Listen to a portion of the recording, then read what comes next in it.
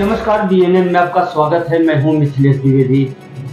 NEET परीक्षा 2024 का परिणाम घोषित किया गया। आपको बड़ी बात बता दें, 4 जून को यह परिणाम घोषित हुआ था और परिणाम भी उस दिन घोषित हुआ जिस दिन देश के लोकतंत्र के सबसे बड़े महापर्व का उत्सव मनाया जा रहा था। चुनाव परिणाम सामने आ रहे थे, उसी दरमियान में एग्जाम का रिजल्ट घोषित किया गया। कुल मिला के अगर हम बात करें इस बार की परीक्षा की, तो नीट परीक्षा को लेकर जिस तरह की स्थितियां सामने आई हैं, वो छात्रों से लेकर अभिभावकों तक को चिंतित कर दिया है। आपको बता दें, यल1 कोचिंग वाराणसी के डायरेक्टर और मूलतः भदोही जनपद के सीतामढ़ी निवासी डॉक्टर अरुण तिवारी जी हमारे साथ हैं। 18 वर्षों से लगातार ये शिक्षा के क्षेत्र में कार्य कर रहे हैं।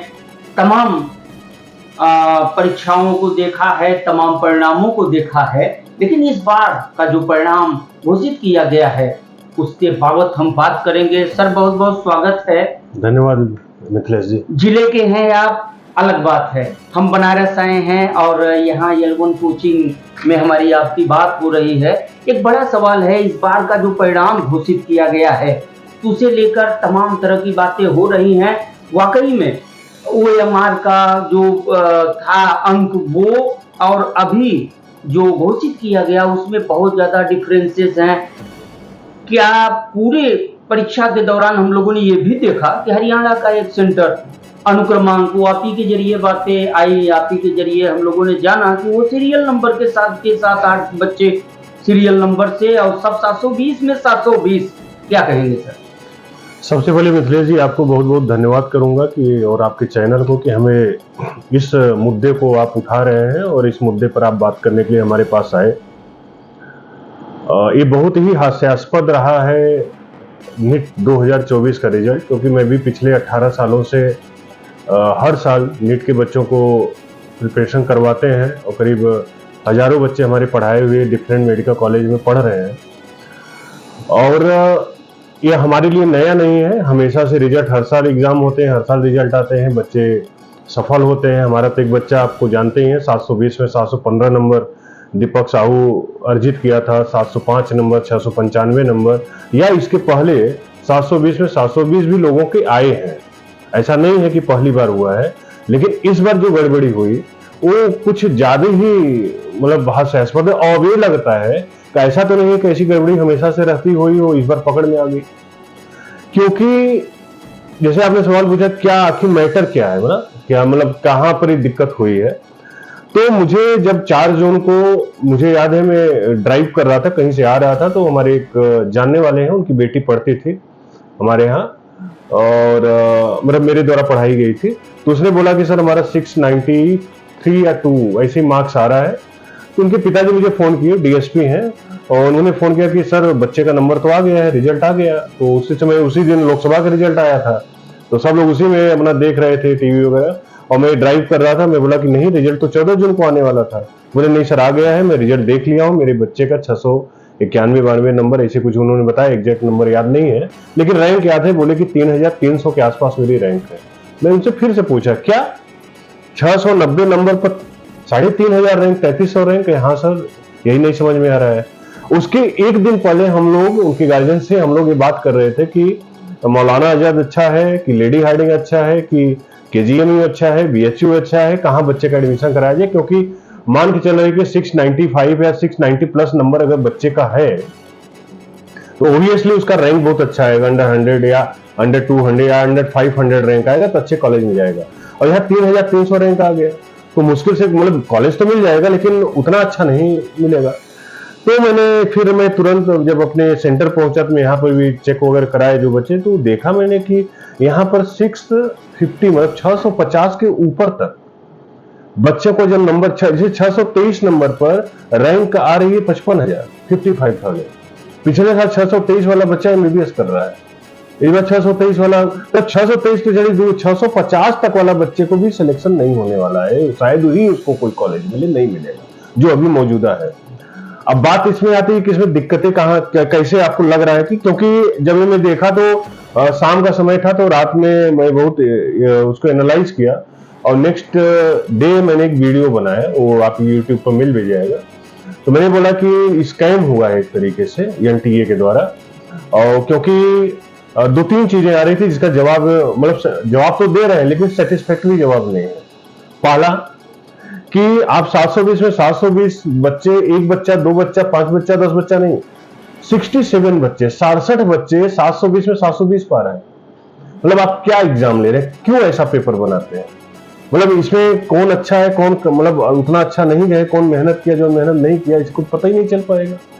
दूसरी बात, उसमें जब और एनालाइज किया गया, हालांकि हमारे अलावा भी और भी काफी लोग उन्होंने इस बात को नोटिस किया कि 720 में 720 पाने वाले 8 बच्चे हरियाणा के केवल एक सेंटर से हैं, और उनका मैं एक वीडियो है, आप देखे होंगे, उस वीडियो में मैंने बताया है कि उनका रोल नंबर का शुरू का डिजिट सेम है, लास्ट के 2 डिजिट, जैसे लास्ट में 61 है तो किसी का 64 है, किसी का 67 है, किसी का 71 है, ऐसे करीब 8 बच्चे।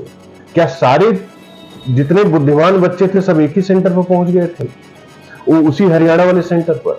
उसमें 2 बच्चों को देखेंगे, दिल्ली का है और एक बच्चा राजस्थान का, वो भी उसी सेंटर पर एग्जाम देने आया है, क्योंकि उनके रोल नंबर से आपको पता चल जाएगा कि ये बच्चे एक ही सेंटर पर नहीं बल्कि एक ही रूम में थे। देखिए, ये जो चीजें हमें दिखी हैं वो हम आपसे डिस्कस कर रहे हैं, उसी पर हम बात कर रहे हैं। तो अगर हमें कह रहे हैं कि वो बच्चे 8 के 8 बच्चे एक जगह कैसे आ गए, एक ही सेंटर से क्यों आ गए, चलिए ठीक है, ये मतलब अगर आप कहते हैं कि ये संयोग था, तो ऐसा संयोग तो प्रोबेबिलिटी पढ़ा जाता है मैथ में, ऐसी प्रोबेबिलिटी तो करोड़ों में एक शायद होगी या नहीं होगी। दूसरी गड़बड़ी, 720 में 719 या 718 नंबर किसी का कैसे आ सकता है जी? क्योंकि एक क्वेश्चन 4 नंबर का होता है, और अगर बच्चा एक क्वेश्चन छोड़ देता है तो 716 नंबर आएगा, और एक बच्चा एक क्वेश्चन गलत हो जाता है तो 704 नंबर क्वेश्चन का, 1 नंबर निगेटिव मार्किंग, 5 नंबर कम होगा तो उसका कितना आएगा? 720 में 715 नंबर आएगा। तो 719 नंबर कैसे आएगा किसी का? 718 कैसे आएगा? या तो 720 आएगा, या तो 716 आएगा, या तो 715 आएगा। 718 19 आने की संभावना ही नहीं है। अब ये क्या कह रहे हैं, इसका जवाब हम लोग मेल हुआ तो उन्होंने जवाब क्या दिए कि नॉर्मलाइजेशन किया गया है, कुछ बच्चों को टाइम कम पड़ गया था तो टाइम के बदले हम नंबर दे दिए। ये कौन से संविधान में लिखा है टाइम के बदले नंबर दे दोगे? ठीक है, आधे घंटे अगर 20 मिनट अगर बच्चा लेट आया किसी कारणवश से, तो उस बच्चे को 20 मिनट एक्स्ट्रा टाइम दे दो ना सेंटर पर अपने, क्योंकि सारे बच्चे तो आपके सामने बैठे हैं, कोई चीटिंग तो कर नहीं लेगा। अगर चीटिंग नहीं करवाना चाहते हैं आप तो 5 बच्चे अगर लेट से आए थे, उन 5 बच्चों को आप एक्स्ट्रा टाइम दे देते, नंबर कैसे दे देंगे? तो ये 719 कैसे आया, 718 कैसे आया, इसका कोई जवाब नहीं है। एक ही सेंटर से इतने बच्चे कैसे आए, इसका कोई जवाब नहीं है। 720 में 720 आया, इसका भी कोई जवाब नहीं है कि इतने बच्चों का कैसे आए। 2 3 4 5 बच्चे 10 बच्चे तक चलता है, 67 बच्चे, और नाम तो नहीं लूंगा किसी एक पर्टिकुलर कोचिंग के, किसी एक पर्टिकुलर संस्था के, किसी एक पर्टिकुलर संस्था के नोट से क्वेश्चन आ जा रहा है। मतलब मैं बहुत चीजें कैमरे में बोल नहीं सकता, लेकिन और 5 जब एग्जाम हुआ था, पेपर आउट हुआ था, लीक हुआ था, न्यूज में भी आया था, मीडिया में भी आया था, लेकिन एक क्या कहते हैं कि बहुत कम बच्चों तक वो पहुंच पाया था पेपर। ये क्या मतलब हुआ? 2015 का मैं हवाला दूंगा। 2015 में नीट का एग्जाम हुआ था, मेडिकल का टेस्ट, यही नीट एग्जाम लिया था, उसमें एनटीए नहीं था। 2017 में एनटीए का गठन हुआ, नीट का एग्जाम हुआ था, उसमें पेपर आउट हुआ था, और केवल 3 जगह पेपर, 3 बच्चों को शायद पेपर मिला था, ऐसा न्यूज में था। तो सुप्रीम कोर्ट की गाइडलाइन थी, माननीय सुप्रीम कोर्ट ने बोला कि भाई अगर एग्जाम के पहले एक भी बच्चे के पास पेपर गया तो उस एग्जाम की शुचिता अच्छी नहीं मानी जाएगी, उसका गोपनीयता नहीं रह गई। और फिर से 2015 में फिर से एग्जाम हुआ था, कैंसिल हो गया। तो ये जो जानकारी नेट पर है या जो हम लोग देखे हैं वो हम उसके आधार पर हम आपको बता रहे हैं। तो ये पूरी तरह से गलत हुआ है, बच्चों का भविष्य इसमें चौपट हो रहा है, बच्चे कंफ्यूज हैं कितना नंबर हम पाए। आप जानते हैं 52 रैंक अगर आती है बच्चे तक, ऑल इंडिया 52 रैंक तक आती है ना, तो उसको एम्स दिल्ली मिलता है। अब मतलब 720 में 720 पाने वाला बच्चा है और उसकी रैंक कितनी है? 67 रैंक अगर उसकी होगी, मतलब 67 नंबर वाला, तो 52 रैंक के बाद वाले बच्चे तो कोई पाएंगे नहीं, एम्स नहीं जाएंगे। तो भैया कितना नंबर चाहिए एम्स जाने के लिए? तो पेपर क्यों ऐसा बनाते हैं कितना नंबर बच्चों का आ जाए? आप एग्जाम का सुचिता क्यों नहीं मेंटेन कर पाते? और एक चीज बताओ, लोकसभा चुनाव जिस दिन रिजल्ट आ रहा है उसी दिन आप रिजल्ट क्यों नहीं घोषित कर रहे हैं? ये कहीं कहीं अब एक दिन बात करते, एक दिन पहले करते, या 14 जून को आपका था 14, अब ये क्या कर रहे हैं? हालांकि सबका जवाब ये दे हैं, ये कह रहे हैं कि हम बहुत फास्ट हैं, फास्ट दे दिए रिजल्ट। तो फास्ट दे दिए तो 718 719 को कह रहे हैं कि टाइम कम पड़ा, हम नंबर दे दिए। आप देखेंगे नेट पर एक लखनऊ की बच्ची है, उसका देखेंगे उसका ओएमआर फटा हुआ मिल रहा है, उसका रिजल्ट ही नहीं आ रहा है। इस तरह के और में अप्रैल के में 2 दिन के लिए विंडो ओपन हुआ था, जो बच्चे छूटे हो फॉर्म भरा दिए। अब इस पर ये लग रहा है क्या ऐसा तो नहीं है कि 8-9 अप्रैल को वही बच्चे फॉर्म भरे जिनको इस तरह का सेटिंग करना था? क्यों आप विंडो ओपन किए? 8-9 अप्रैल को 2 दिन विंडो ओपन हुआ था, मतलब अप्रैल के सेकेंड या फर्स्ट वीक में हुआ था। तो ये सारी चीजें मिथिलेश जी ये कहीं ना कहीं मतलब इंगित करती हैं कि ये कहीं ना कहीं गड़बड़ है, और इस पर कायदे से जांच होनी चाहिए, और जिससे कि बच्चों को, हम लोग तो अपना काम कर रहे हैं, हम पढ़ाने का काम कर रहे हैं, हम अभी भी क्लास ले रहे हैं, सब चीजें हो रही है, लेकिन जो बच्चे बेचारे एक महीने 1 साल तक, और या उसके वो बच्चा नहीं, उससे रिलेटेड जितने माँ बाप गार्जियन या उससे संबंधित जितने भाई बहन, सब लोगों की आशा जुड़ी होती है कि भैया का या बहन का 1 साल बाद एग्जाम होगा, उसका नंबर यहाँ कोचिंग वगैरह के टेस्ट में नंबर ठीक आ रहा है, इसे आशा करते हैं कि इसका सिलेक्शन इस साल हो जाएगा। वो सिलेक्शन नहीं हो रहा है, तो ये बच्चे अब कोटा में क्या हुआ? कोटा में कई बच्चे ऐसे थे जो क्या कर लिए, सुसाइड कर लिए। तो उन सुसाइड कर लिए। अब मान लीजिए नीट का या माननीय सुप्रीम कोर्ट का या कोर्ट के द्वारा अगर मान लीजिए यही हो जाता है कि फिर से एग्जाम होगा, तो वो बच्चे जो बेचारे खत्म हो, वो कैसे एग्जाम देंगे? तो ये सब चीजें थोड़ा सा कहीं ना कहीं हम लोगों को मतलब ये कहने में मजबूर करती है कि इसको नहीं, ऐसा नहीं होना चाहिए, और गवर्नमेंट को, माननीय कोर्ट को, सबको इस पर ध्यान देना चाहिए। क्या संदेश देना चाहेंगे उन तमाम बच्चों को और अभिभावकों को जो बच्चे तैयारियां कर रहे हैं अभी?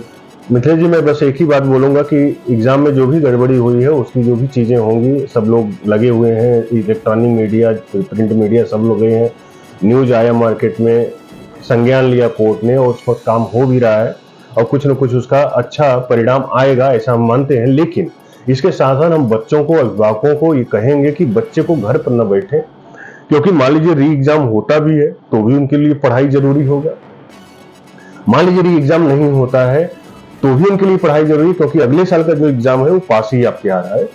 तो घर नहीं बैठना है, आप जहां भी हैं, जैसे भी हैं, पढ़ाई जारी रखिए। एग्जाम आप, क्योंकि एग्जाम धीरे धीरे, चाहे इस साल का एग्जाम हो चाहे अगले साल का एग्जाम हो, आपके पास आ रहा है। मैं यही कहूंगा कि बहुत हतोत्साहित होने की जरूरत नहीं है, जो चीजें होंगी वो सबके लिए होंगी, किसी एक पर्टिकुलर आदमी बंदे के लिए नहीं होगी। गलत हुआ है, ये सब जो चीजें हमने बोला है, ये हमारा जो अपना परसेप्शन है उसके बेसिस पर मैं बताया हूँ कि, और हमारे नहीं, हमारे ही जैसे और भी मतलब एजुकेटर हैं, जो टीचर हैं, पढ़ाते हैं, वो बताए हैं। और हम यही कहेंगे लास्ट में मिथिलेश जी कि बच्चे अपनी पढ़ाई को जारी रखें। और एक मैं मतलब मैं वीडियो बनाया था, उसमें बोला था कि लड़ेंगे भी पढ़ेंगे भी, तो ये करना है। ठीक है, हम लोग कर रहे हैं, आपके साथ खड़े हैं, और लेकिन उसके साथ साथ मेन काम जो है पढ़ाई, और पढ़ाई आप जारी रखिए, पढ़ाई को रोकिए नहीं। बहुत बहुत धन्यवाद। तो ये थे L1 कोचिंग वाराणसी के joint director doctor Arun Tiwari, जिन्होंने हमसे बात किया हर मसले पे। आपको बता दें, जो सोशल मीडिया पर तमाम तरह की बातें आ रही हैं, वो बच्चे जिन्होंने प्रतिभाग किया था इस परीक्षा में, वो बच्चे भी अपनी तरफ से बातें रख रहे हैं। तमाम स्थानों पे हम लोगों को देखने को मिल रहा है सोशल मीडिया पर कि NTA, नेशनल टेस्टिंग एजेंसी का नाम अब नेशनल ठग एजेंसी के रूप में भी कहा जाने लगा है। वो भी क्यों ना, जो बच्चे इतने समय से तैयारी कर रहे हैं। और बड़ी बात आपको बता दें कि तमाम ऐसे बच्चे हैं ग्रामीण परिवेश में, ग्रामीण क्षेत्र के, जो वाकई में गरीब तबके से आते हैं। ऐसे बच्चों की तैयारियां उनके माता पिता किस तरह से कराते हैं, ग्रामीण परिवेश में, किसान परिवार में, कोई जमीन अपना गिरवी रख करके, कोई कर्ज ले करके, कोई गेहूं बेच के, गल्ला बेच के, तो इस तरह से, और जिस तरह की NTA के जरिए जो परिणाम घोषित किया है, उसे लेकर जो असहज स्थिति उत्पन्न हुई है, वाकई में कहीं न कहीं से पूरी पारदर्शिता को कटघरे में खड़ा करती है। अभी हाल के दिनों की अगर हम बात करें उत्तर प्रदेश की, उत्तर प्रदेश में चाहे वो पुलिस भर्ती का मामला रहा हो, या फिर हम बात करें समीक्षा अधिकारियों के पद जो हुए थे उसके भी, निरस्त किए गए। तो इस तरह के तमाम मामले, क्योंकि अभी उत्तर प्रदेश से आ रहे थे, अभी तो नेशनल स्तर एनटीए नेशनल टेस्टिंग एजेंसी के जरिए अगर इस तरह की बात आएगी तो सुचिता को लेकर एक बड़ा सवाल खड़ा हो जाएगा। पारदर्शी ये नाम तक सीमित होकर रह जाएगा। और जिस तरह से केंद्र और प्रदेश की सरकार पर लोग, खासतौर से शिक्षा जो एक पवित्र पेशा है, एक बहुत ही इम्पोर्टेंट क्षेत्र रहा है, क्योंकि देश में शिक्षा और स्वास्थ्य दो ही ऐसे क्षेत्र रहे हैं जिस पर सरकारों का भी ध्यान रहता है और जनता भी सरकार से ज्यादा कुछ उम्मीदें करती है। फिलहाल इस मामले में डॉक्टर अरुण तिवारी ने बहुत ही क्लीन और साफ कहा है कि नेशनल टेस्टिंग एजेंसी को अपनी विश्वसनीयता को जनता के बीच लाना होगा। और जिस तरह से माननीय सुप्रीम कोर्ट ने इस पूरे मामले पर नोटिस जारी करके इसे वाकई में बड़ा मामला बताया है कि ये कहीं न कहीं से पूरी व्यवस्था को कटघरे में खड़ा करता है, उसे प्रतियोगी छात्रों में एक उम्मीद बढ़ी है। प्रतिभागी छात्रों के लिए एक आशा की उम्मीद यह बनी है कि कुछ न कुछ तो अवश्य होगा, या पुनर्परीक्षा होगा, या तो इस रिजल्ट के मापदंड में फेरबदल होगा। तो फिर मिलेंगे इसी तरह की एक और खबर के साथ। अब तक के लिए दीजिए इजाजत। नमस्कार।